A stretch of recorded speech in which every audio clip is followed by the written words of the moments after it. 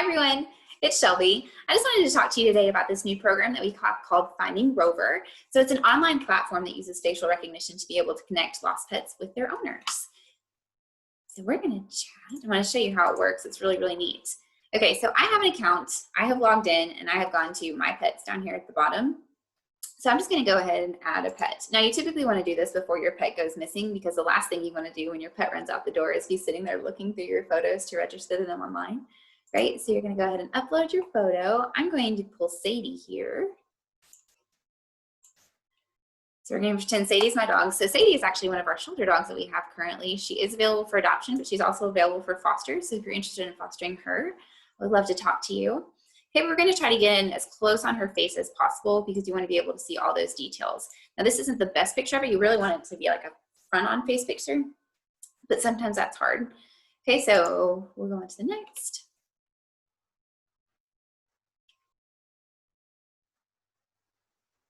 Taking a second to process its image. So again, if you would be interested in fostering Sadie, she's a super sweet little lab mix. Just go ahead and give me an email at sglover@cabotar.gov. Okay, so again, we're just pretending she's ours. We're gonna go ahead and put in her name. I don't have a nickname for her. We're gonna type in her microchip number. If you don't have a microchip for your pet, go ahead and give us a call at the shelter. We can schedule an appointment for you to get a microchip implanted. It's $25. It's really easy. You just bring them, we do it, and then you take them home. Make sure if you do already have a microchip that it is registered and it is registered to you. Can't tell you how many times we've gotten pets in and they have a microchip and then it just pops up numbers. It doesn't pop up the owner information because it's not registered. So if you do have that, make sure that it's registered. Her primary breed is a lab, but then she also has a couple extra breeds in there. We're not quite sure what they are. We don't know when her birthday is, but we're going to estimate that she's about 6 years old. She's a girl and she's vaccinated and she's microchipped. Okay, so we're just going to go ahead and add her on there.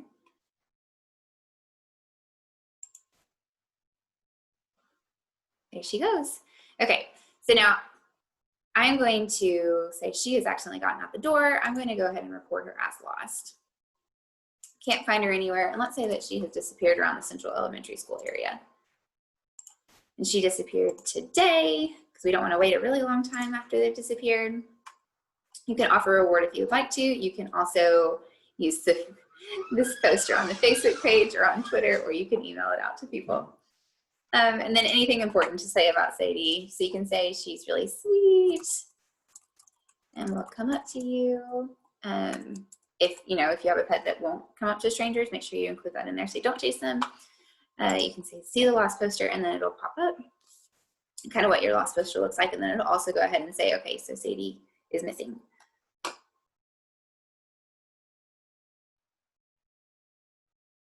Okay, and then down here, you can view search results.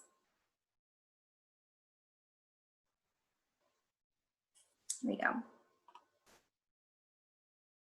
So it's using that facial recognition to search. It's looking to see what all of her facial features are, or what all of the things that you can look for. And it's looking through all of the possible matches that we have on, Finding Rover.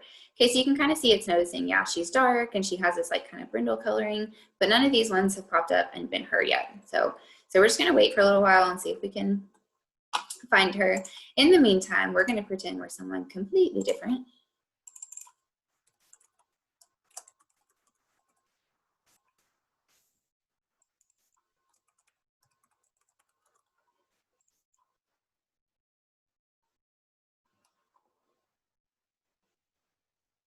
There we go. Okay, and we're gonna say we have found a pet. Okay, we found this dog.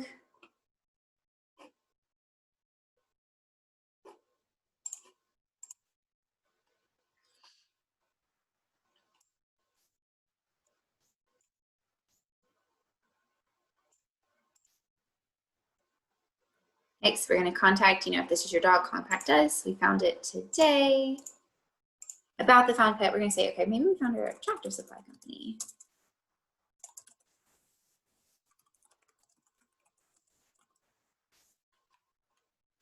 Okay.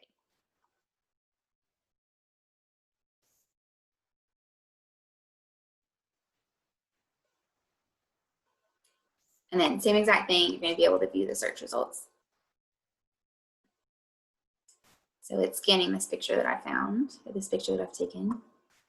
Again, these aren't the best pictures because you want it to be really more front of the face. But look, so it pops up, okay, there is Sadie, and she was posted missing 3 minutes ago. So you can click on it. You can post a comment, but notice here it also gives you my email address so you can get a hold of me. So yeah, so once we have found her,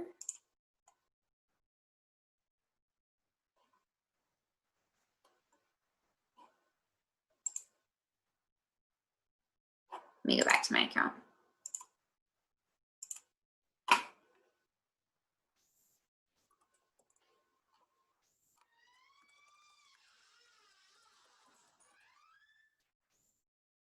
Okay, so I'm gonna go back in and say, yes, I was reunited with my pet.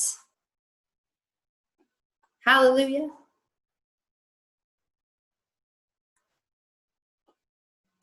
Okay, so I can switch this over and say, okay, wait, I have found Sadie.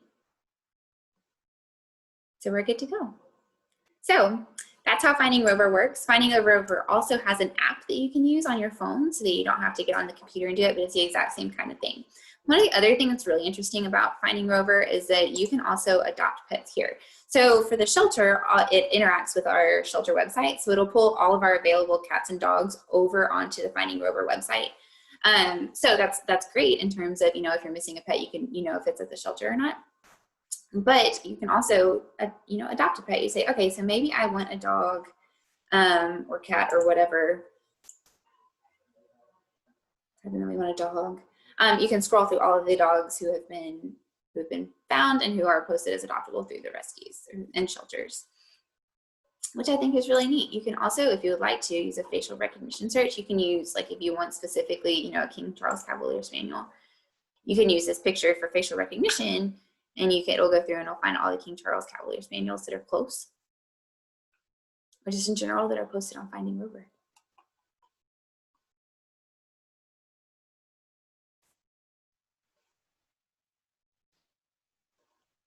Okay, so it's thinking just a little bit. But again, if you have any questions, I'm happy to answer them for you. There they pop up.